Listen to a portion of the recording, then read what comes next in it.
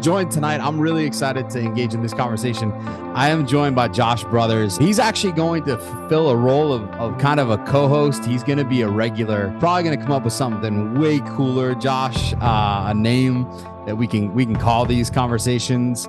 And Josh and I met. We got connected through our social media network. He's out in Utah. I am here in Central Florida. But I'll tell you what, it's the power of social media, right? We definitely don't need to be doing this work alone.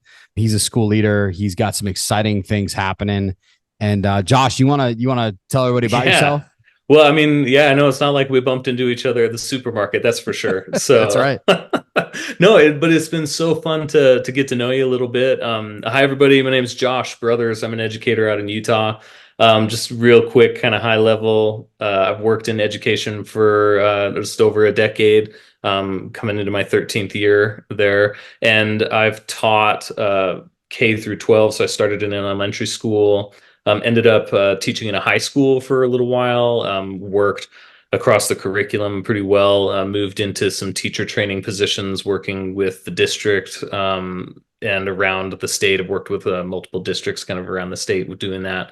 And right now I've been doing some administrative work, and I just love education, and kind of working with elementary schools again now. So it's kind of fun to bounce a little bit back and forth, but I know what Yeah, it's like man. to be down in the trenches and from 30,000 feet and everything in Yeah. between. So Yeah, it's a good time. Josh, I always love hearing people's path, because all of our paths are a little bit different. It's unique, and I think it helps you grow you. Like, we come with these Oh, really for unique sure. skill sets, and you kind of just, you learn these things as you go through, the process. And I love that you've been K-12.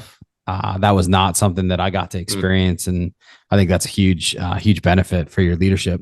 And I tell you what, too, it's like, and I've told people this before, I think that every secondary school teacher should be required to teach elementary school for a couple years Yeah, before we let them man. touch the high school kids. And Yeah, at the yeah. same time, working in a secondary school has just made me so much better in elementary school because like nothing is an emergency.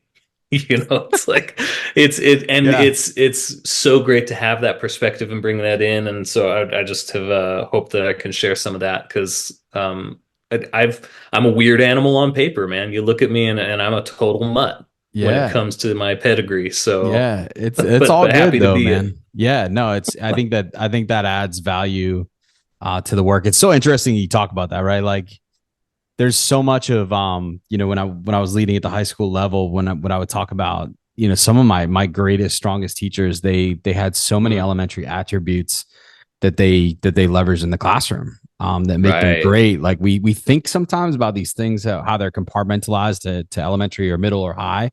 It's really not that way at all. Like, I mean, good teaching and learning is good teaching and learning.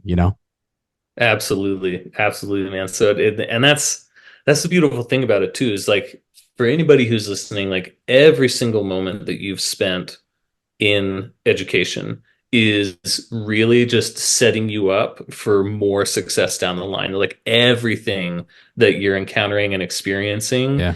you'll be able to draw on that later because you might have an experience with a kid or with a parent or with a leader, and you say, that's something I want to replicate. Yep. Or you can say, that's something I don't want to replicate. We Right. can learn just as much from our poor experiences as we can from our really solid experiences. Oh man, that's So it. Yeah. never discount that tough experience, No, that I you're going love I through. love that. I actually was just engaged in a conversation today with an educator here in Central Florida about that exact thing. I said, like, some of my greatest learning has happened from some of the most negative experiences in my leadership journey. Like, Mm, that's where some of my greatest learning has happened, and we sometimes don't think about those as being incredible learning opportunities for us in the leadership role, but they are. Like, we can take away so much from those negative experiences. It's fascinating. I I wonder because it's like so many times we don't want to share those negative experiences either. Yeah. And I Yep. It's think a great there's a point. lot of times we want to focus on how well things are going, and there are so many things that are going well. But I found that if I'm able to create an environment as a leader where teachers feel confident that they can share some of those negative experiences with me, then that empowers me to then help them work through that experience. Because I think that sometimes like we have so many good people in education that they don't want to come to us with problems. Yeah. And I've had also had plenty of teachers that do want to come to me with their problems and just say, "Here, I want you to solve Yeah. it too." Yeah. Yep. But I really have. Are you familiar with Ron Clark's Yeah, of stuff course. that he's Yeah. done Yep. out Yep. of Ron Atlanta? Clark Academy. Yeah. Down in Atlanta. Yep. So there's a book that he wrote, and I'm sure there's plenty of teachers who are listening. You may have even read it yourself, called "Move Your Bus." I have not. Um, I've not seen the Move no, Your you've never Bus. read No. "Move Your Yeah. No. I Bus." need to check that out. Okay. Little Red Book. I actually just gave it to one of my teachers I was working with the other day, and he basically relates a school and the operation of a school to like an old-timey Flintstone style school bus. Everybody's on board. There's no wheels. All of your feet are down there, and Yeah. you are moving this bus with your feet Flintstone style, right? Yeah. And on this bus, we have he classifies them in four different ways, right? So you've got your runners, your joggers, your walkers, and your Mm. riders. Yep. And to be honest, and to be clear, it's not like someone is not a runner all the time, Yeah. because you just Yeah. get exhausted, you just burn out. So, I mean, with some understanding that we may flex a little bit back and forth between some of these roles, but when he talks about developing his people, right? Um, he talks about how those who are writers, you're not going to develop them straight into a runner, Right. but you might be able to get them to be a walker. Yeah. And you might be Yep. able to get a walker to be a jogger, or a jogger Yeah. to be a runner. Or maybe you take a runner and you say, you know what, I'm just going to have you jog for a little while, just kind of based on some of the other things that you're going through. And that's okay, Yeah. right? To help them just back off. And so when we're talking about leading schools, and we're talking about building strong communities, and talking about how we're supporting our teachers, I think sometimes I get these runner teachers that are really just working so hard, and these runners and joggers are the ones that don't want to come to you with problems, and they feel just, I don't know, just like parent guilt almost. Yeah. Yeah. Let's say, No. hey, I've got an issue that's going on with my teammate. I got an issue that's going on with this kid. I got an issue that's going on with this parent.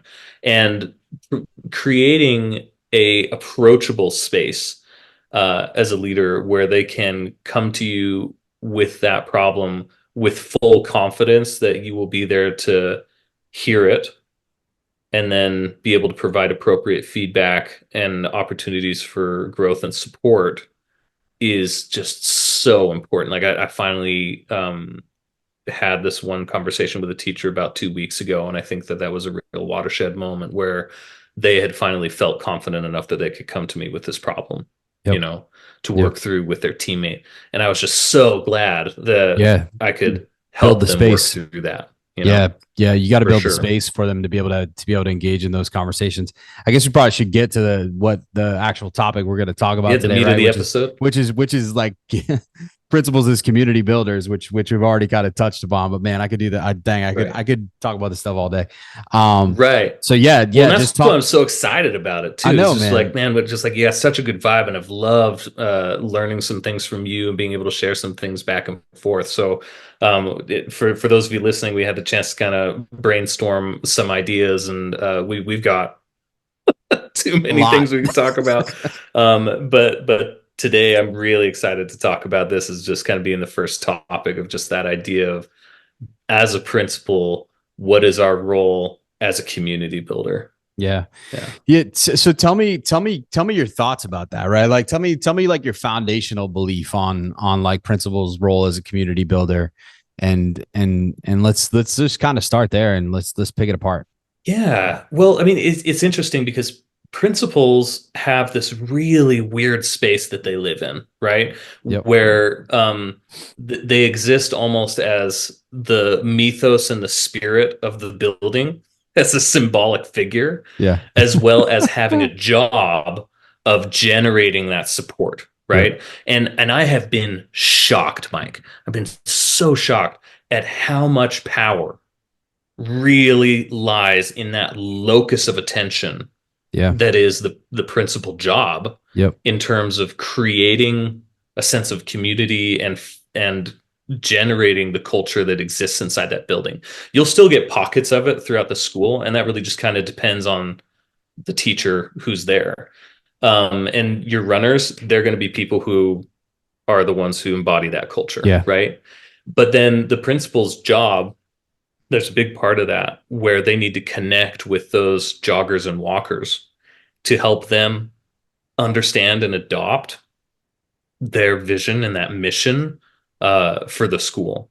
Yeah. And there's kind of a two-pronged side of that. So when we take a look at the principal's job as a community builder, we have to take into context the culture and community of the school building itself, Yep.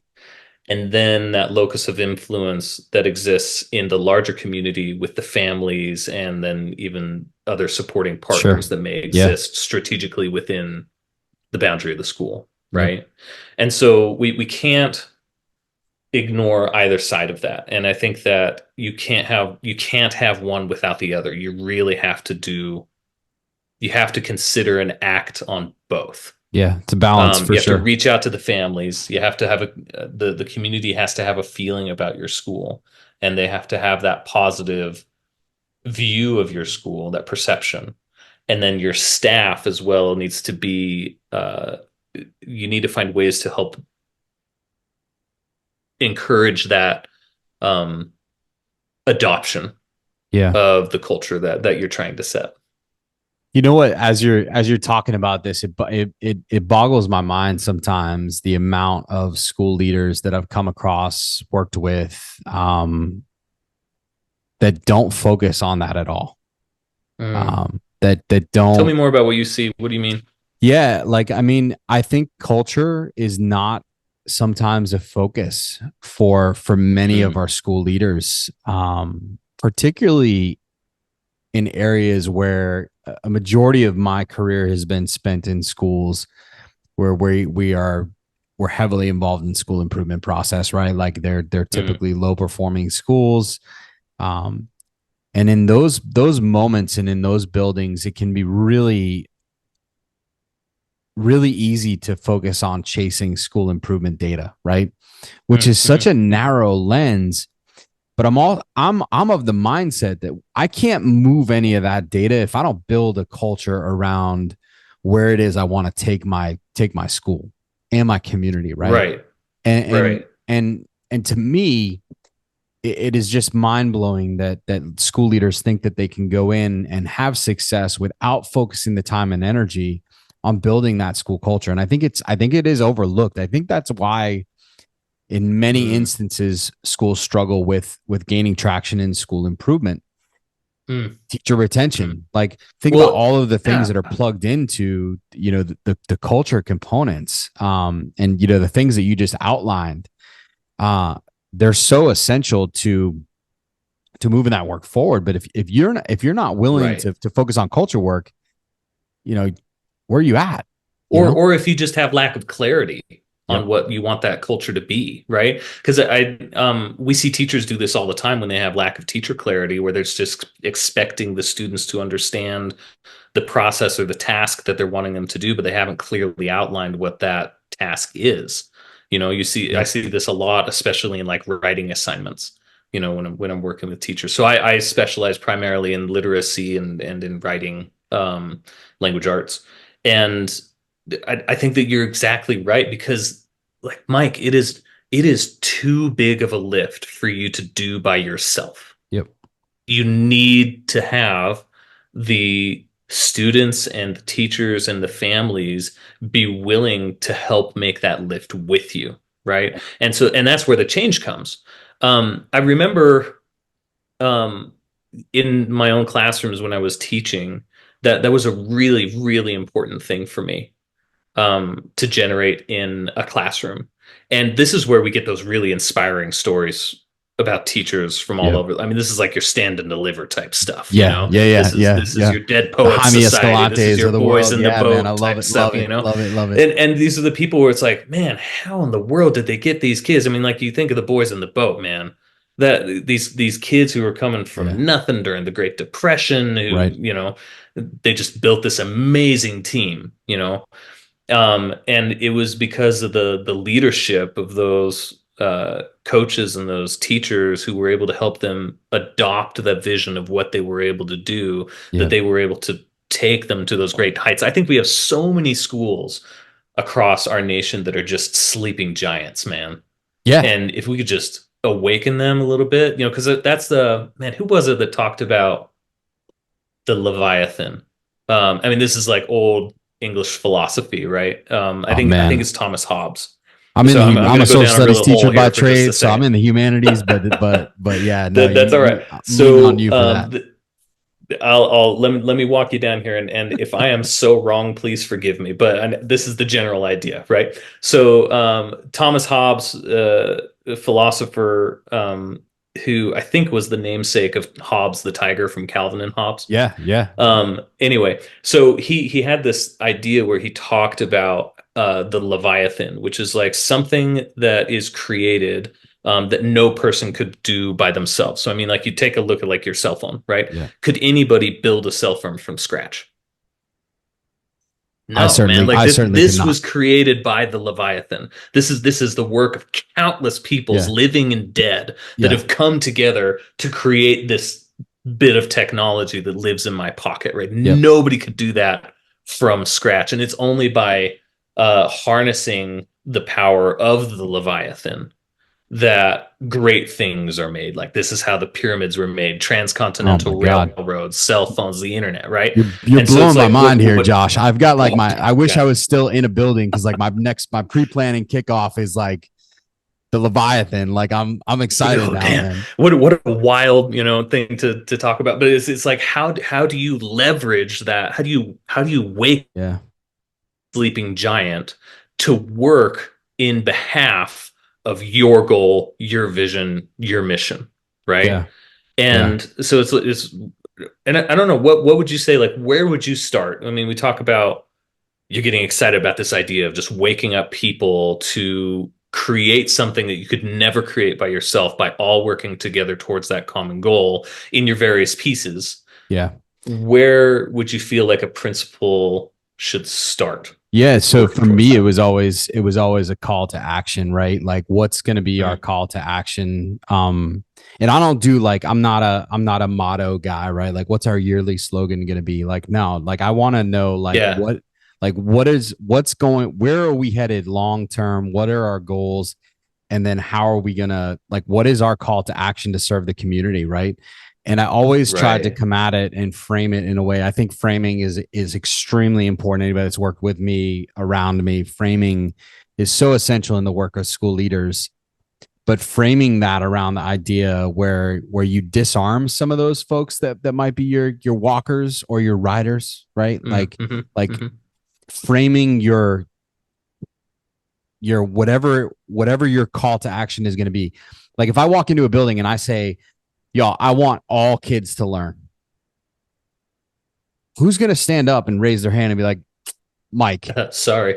yeah, nope, not here for that. Right. Like, so, Right, right, right. and I think sometimes we like we overcomplicate it. Like I want to Mm, walk in and I want to tell my staff, I want I want the highest quality teaching and learning that we can have for our kids. And I want all kids to be able to achieve great things. And I'm here mm, as your principal to support you in whatever it is you need to be able to make that happen. Like that's my call to right. action. Who in the media center is going to stand up and be like, no, I'm a like that is not how I I roll. steadfastly refuse. Right. Like absolutely not. The union says Right, I can't right, do that. You know what I mean? So like, how do we that's how I would do it. Like, and that's how I have right. done it. Like I've walked in and just said, like, look, this is going to be our call to action. This is what we're going to be committed to. Um, I think conversely, and we'll probably get to this anyway, but I'm gonna throw it in Yeah, now yeah. anyway, right? But the problem is there's so much there for teachers to have to worry about in addition to, right? So like if I come Mhm. in and I say like I want you to focus on high quality teaching and learning. Well, they're thinking, well, man, I have copy limits and I've got the state standardized assessment coming. I've got the Right. folks from the district office who are going to come into my classroom. So like I typically I deflected all those things, right? Like I take those things, I absorb those things, and I have to, it's my job to explain to all of the folks who are not doing the work of my teachers that they're here to teach. Like our goal here is to have high quality teaching and learning. And Right. you know, that's where I started. Like let's get a solid call to action that we can get behind. And believe it or not, Josh, like I had some people that stood up and were like, I'm not about that. Like, and Yeah. they found other There places to will. There work. will be those. Right. Yeah. Yeah. Those are the people who are in the Flintstone car and they're riding. Like Right. they're in the bus and they're just along for the ride. And we don't have time for that. Like the work that we're doing in schools is urgent. And it doesn't matter if you're at a high performing school, low performing school, rural, city. It doesn't matter. All of the work that we're engaged in, and it's all about your own perspective. It's urgent. Like we're working toward graduating kids for a really, really complex world. Right. And Right. how do we move that work forward? But to answer your question, like call to action is where it's at, man. What are your thoughts on that? Yeah. Well, I mean, I think essentially what that is just having real clarity about your mission, Yeah. right? Yeah. And I think that this is kind of where um, you are able to get your runners really dialed in, Yeah. get your joggers really dialed in, kind of identify where you're going to need to provide more supports. But it's like, I want to provide support, ample support for my runners to keep being runners and my joggers to keep being joggers and for my walkers to be developing, right? Yeah. Yeah. And for my riders, man, how, I'm going to be looking for ways I can give them a little kick in the pants. Yeah. But if I can get them to have just that belief deep in their bones, Yeah. man, about what their kids can do, Yep. right? And so I think when we talk about shaking people and waking them up just a little bit, um, there are a lot of times preconceived notions about what it is that the kids in your area can do. I mean, you talk about 100%. working in turnaround Yep. schools and things like that. And I've spent most of my career working in Title I schools. Yep. And those kids can do Of great course. things. And they've got some stuff stacked against them. Like I will Yeah. not say that aces do not get in the way of their ability to focus and work on some things, but that is by no means something that should stop them from receiving and being able to do Yeah. both receiving high quality teaching and doing high quality work. Yep. Right. And a lot of that, man, how much do we limit those kids' opportunities by making things easier for them, supposedly, Yeah. right? And in an attempt to help them, but then that weakness then layered upon them year upon year Yeah. can be part of what leaves them behind. And I think that that kind of comes with just being willing to look clearly at the data and saying, well, this is where we are, and I'm not going to blame anybody else for it.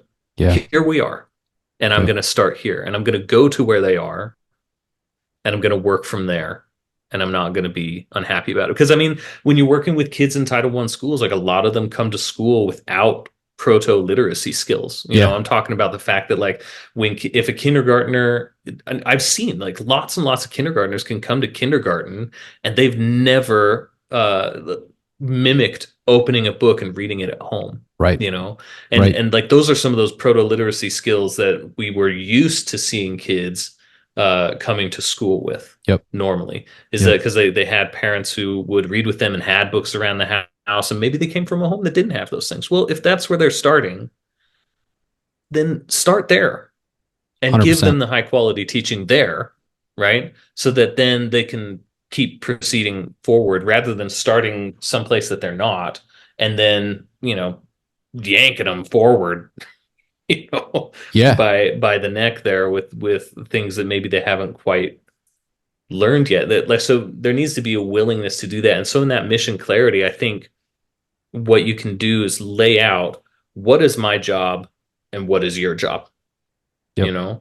So I mean, you talk about like teachers worrying about how they're going to manage copy limits and how they're going to manage doing some of these other things. So it's like, my job as a leader, I'm going to clear the way for you to do that. Yep. You let me know where 100%. those worries Yep. and anxieties are, right? And we will deal with that. If you need this to provide that high quality teaching, let's talk about it, Yep. right? Yeah. Let's see if we Yeah. can't find a way forward Yeah. My job is to and do break that down together. barriers, right? Like if there's a barrier, my job is Right, to right. break it down for you, which is what I wanted my teachers to do from our students, right? If a student has a barrier in the way, I want you to Mm, break it down, And I think that mindset, right? The same way you just described it for teachers being in students to be able to, to talk about like what they're capable of, their potential is. The right. same thing comes from with a school that's been broken, right? Or maybe received, Mm, you know, poor school improvement data year after year. Here in Florida, we grade our schools on an A through F scale, and you know that can be way pretty heavy for a school community to have to deal with. Um, right, and if you tell a school that they're at a D level for long enough, the people inside that building are going to start to believe that right. that's their worth and their value, and that's not the case. I used to tell people all the time. Yeah, I worked at a Title I high school, and but we were ranked a C for my Mm, entire time there. Um, but man, dude, A things happened on that campus every day, and that were right. not measured in the really narrow scope that calculated our school grades here in Florida. So, you know, but if you do something long enough, you start to believe it. And Right.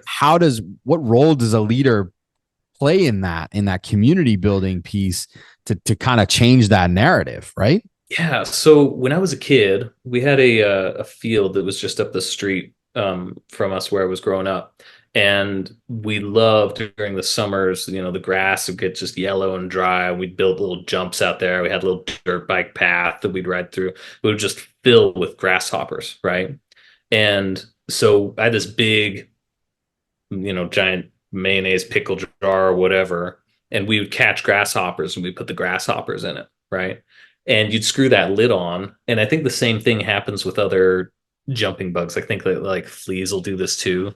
What I found is that you would put this lid on, and the grasshoppers would jump, and you'd hear them pinging against the lid Mm. for a while, and then the pinging would stop after about like what about 10 minutes or so. The pinging would stop, and what was happening is that the grasshoppers were jumping just below the lid, and you could take the lid off and the grasshoppers wouldn't jump out unless you shook the jar, right? If you shook the jar, you'd wake the grasshoppers up, they'd all fly Really, out of there. But if you just this left is it this still and is just unscrewed that lid, those grasshoppers, they would just jump right below the lid of the jar, that is and they wouldn't fascinating. get out. We thought it was just the funniest thing to watch. But man, like humans are the same way. Yeah, that You is put that like lid on and say you're at a C, and you leave that lid there long enough, great. I'll just keep giving you C work. If you're a teacher and you're listening to this, students are going to do the same thing. I Like love we it. have to be really careful about the way that we talk about our students, Yes. the way we talk about our teachers, the way we talk about our communities, and really, when we think about that leadership component of being a principal, um, how are we asking our teachers to project that vision out to our students so Yeah. that they can adopt that? And then how do we also address those students and make ourselves visible as that symbolic figurehead of their school, their grand high poobah, their emperor, their King Julian, Yeah. whatever? When they see you out there talking to them in that way and seeing them in that way, they want to rise to that occasion Yeah. when you do Yep. that. So I mean, it's like, let's just, if that lid's been on there too long, just shake that jar up a little bit. They'll get out, but man, if you leave that there, this grasshopper's just only going to jump so high. Yeah. You For know? all you listening, you're gonna learn Josh has incredible story. He's an incredible storyteller. Oh, And if you've not seen, I will drop in the show notes. I will drop the link to his TED Talk. The dude's an incredible storyteller. So I get excited every time he tells stories. oh, thanks. So it's I great appreciate stuff, that, man. man. Yeah, no, it's good. Yeah. It's good stuff. It's so like that. Oh man, that story about the grasshoppers is just wild, and it's true. What's crazy too is like the data tells us like if you look at Hattie's work, collective teacher Right, right. efficacy, it, Hmm. it's the highest hinge point. The effect size of just your staff believing to as a collective that they Isn't it can over do it. one? I think it's over one. Yes, yeah, it is. It's one of the highest in Hattie's work. It's mind boggling that like why are we not focused more on that, right? Like if we know that like building a culture in a community that moves everybody together, like we know that it's going to impact all of the other things that we're doing on our campus. We can't overlook that. Like Right. So I just looked it up. It's 1.5, yeah, like which is like sign me up. insanely high. Five, Yeah, right? sign me up all day long. And that's just, like that's not difficult to do. The crazy part, Josh, it doesn't cost me any money. I don't Nope. have to send anybody to professional learning. Like that's on Right. me. Like as a school leader, like I can build that community. I can build a place where everyone in our building, students, Hmm. faculty, support staff, parents, PTO, business leaders, if they start to believe as a collective that we can accomplish those things, like we can soar, man. We can soar. We Oh, for definitely will jump sure. out of that jar. And I think that like this, the second half of that, right, is that you got your teacher credit, you got your collective teacher efficacy, and then the second half of that is the students, Yeah. right? So it's like the teachers need to have that belief that they can work together to create positive impact for students. The second half of that is that teacher credibility piece, right? Is the view of like, how does my teacher think about me? Yeah. What is the student's perception of what they're receiving in their classroom, and what is that belief? Because I think that teacher credibility is like 1.1 or Mm-hmm. 1.09, Yeah. something like that. Still above one. I mean, anything above a 6.6 Yep. is going to be positive impact, right? Yep. But when you've got those two things paired together, right, that's where it's incredibly powerful, because it's like the teachers are believing that they can work together to impact these kids for good. They have this belief that, hey, these grasshoppers can jump out of this jar if only I can shake up that jar just a little bit, right? And then the other side of that is when the students feel like that jar is being shaken and they're starting to feel themselves soar just a little bit, that's that teacher credibility. I believe that this teacher can teach me, Yep. and I believe that this teacher cares about me, Yeah. right? And we can project that downward, I think, as leaders and principals and coaches, by really just engaging that power of the one. And sometimes in these really big schools, that might be really hard. It's Yeah. like I get to work in some elementary schools, and maybe the staff's going to be, maybe I've got 20 or 30 teaching staff, in an average school size between 500 and 800 kids. Sure. But if I'm working at a high school, I'm working with, 3,000, Yep. 5,000 kids, then I want to work with my leadership team to delegate that out, Yeah. right? Distributed leadership. Yeah. Is I'm Yeah. going to work with these teachers as much as I can as the principal, but then I also want to trust my leadership team Your team. Yeah. to do those same tasks with all of my teachers. So I'm going to get to as many as I can, as I'm doing my other job. But man, I have to block time in my day to make sure that I am visiting with teachers on a regular basis, that Yep. I'm visible, that I am accessible, and that I'm creating space where I can also be seen by students. And I would want my leadership team to be doing the same thing. I'm just like, any of us could find enough administrative tasks to lock ourselves in our office Oh, for a little yeah. while, Yep. the entire 100%. day if we Yep. wanted. And if you don't block that time out for yourself and just make that like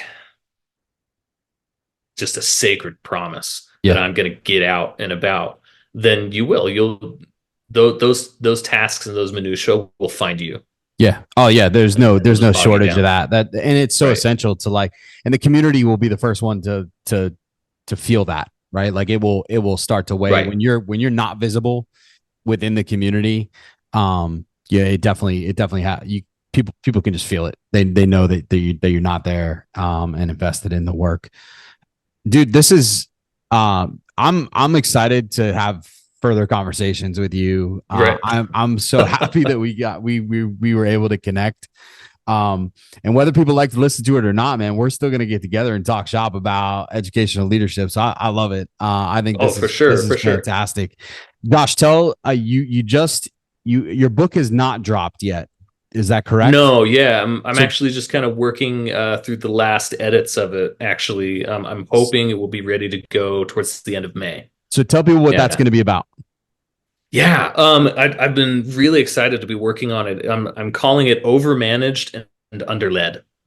And what I want that to be, and the goal of the book, is to help people understand the role that we all need to shoulder Yeah. as leaders in our classrooms. There's a lot of talk about behavior management and classroom management, and dude, I got to be honest with you, like I really hate the term classroom management because like kids do not want to be managed. No, They no. don't. Yeah. And I think it totally misses the point of what we're trying to create. And so I've really started calling it classroom leadership.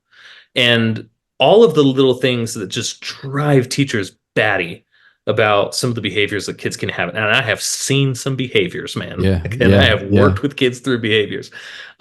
We can really kind of nip a lot of them in the bud, and by helping create that culture in our classroom through that classroom leadership. So classroom management has more to do with, do I have paper? Do I have desks? Do I have pencils? Like all of the non-human elements of our classroom.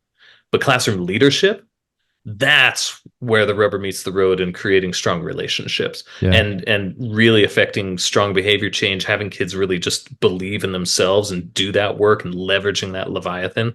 So it's all about moving from classroom management to classroom leadership, because I really think that kids are overmanaged and they're underled. But if I can help people lead things better, that's what I want to do. That's awesome, man. I love that shift. It's so smart, and it's not overly complex either. Like it's absolutely doable. So I'm going to look forward to reading that for sure. Thanks. No, I appreciate it. Yeah, I'd 100%.